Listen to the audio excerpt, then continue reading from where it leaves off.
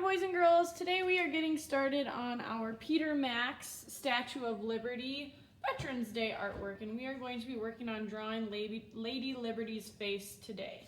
So please start off today with your square piece of paper and a pencil, and I just want you to make sure you have your first and last name and class code on the back, which is your grade, and then whatever your teacher's name is, then go ahead and flip that over.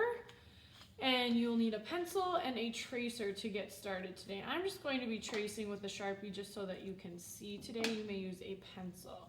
So my tracer is not in the middle, the complete center of my paper. It's the lower center of my paper so that there's about an inch left at the bottom so that we have room for these spikes on Lady Liberty's crown at the top here. Okay, so we're going to start by tracing this. And when you trace this, make sure that you do not trace this straight edge at the top here, okay? Once you get to the top, you're going to be making a bump to start to make the crown for Lady Liberty.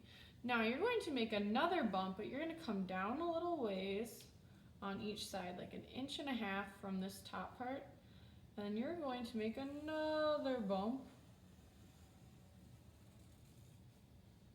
And then you're going to do that one more time, but this one's going to be a little bit skinnier.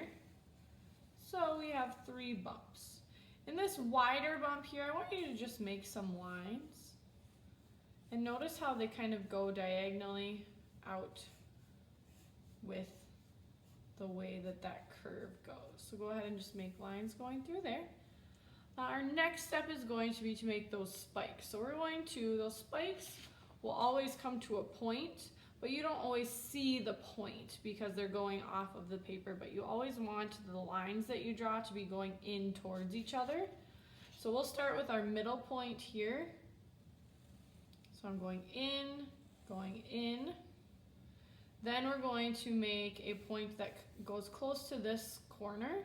So I'm pointing out that way, and then I'm gonna go over about 1 inch, and then my line again will kind of go towards that other line. They don't have to connect though. So I'm gonna go over again, making a diagonal line. My second line needs to point in towards that line. Okay, and there are 7 of these that we need to make. So this is 3. This one's going out, the other one's pointing towards it. Up. And that guy's pointing towards it. And then your last one, these bottom ones, they should start right about where this top of our tracer is. So making a line straight out there. My second line is going to point in towards it. Line straight out there. Second one points towards it. Okay, so there are your 7 points to the crown. Now we need to kind of find the center of your tracer. Make a little line there, and then we're going to take our tracer off, and we're going to draw Lady Liberty's hair next. So it's just going to be like 2 U shapes. Okay, so I'm just curving down, and I'm curving down. Super simple, 2 U shapes. Then we'll draw the hair that kind of goes out of the crown. This can just be like a wavy line. It can go all the way to the bottom of the paper. It could go off the paper and then connect back up. And then here's my neckline. And on this side, there's my other neckline. I'm going to do the same thing, making kind of some curvy looking hair on this side. All right. And then over here, I'm going to draw this line kind of coming down and curving with that curved line of the face that I already made. Okay, so there's going to be a shadow on this side of Lady Liberty. Next, we are going to draw in the eyes. And again, these eyes are going to have shadows too, so they're just going to be a slightly curved line. Okay, so I'm going to find the middle of my paper, or the middle of where my part is. That can kind of be my line for my nose, but then out from my nose, we're going to make that curved line for my eye. So I'm curving that. Then I'm going to go back over to the other side of my center, make kind of that same curve over here. Notice how this goes all the way to this edge, and there's only a little bit of space here on this side to make nice big arches for our eyes. Okay, next is going to be a circle for the eye. Try to get them about the same size. And then from that circle, you're just going to draw another kind of curve that comes in on each side. You could even do that on the outside to get a better shape of the eye. And then you can draw another kind of line underneath the bottom to show the shape of the eyes there. And then it's good to do some shading with your eyes. So I'm going to kind of find a highlight in my eyes and make a shape.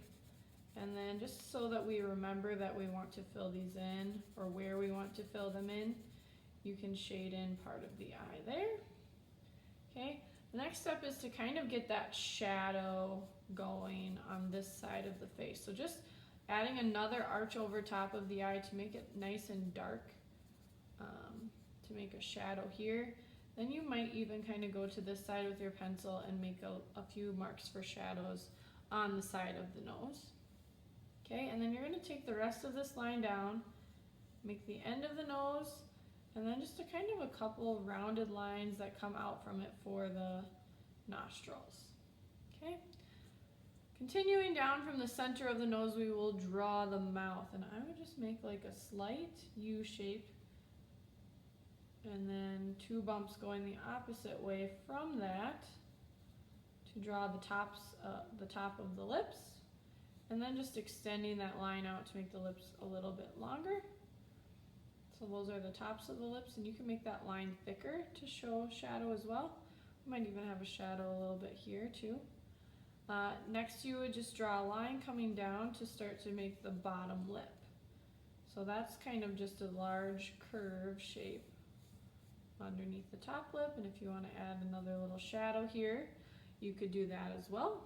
Some other places where you might want to include a shadow, you could make some lines in the hair to show which way the hair is growing.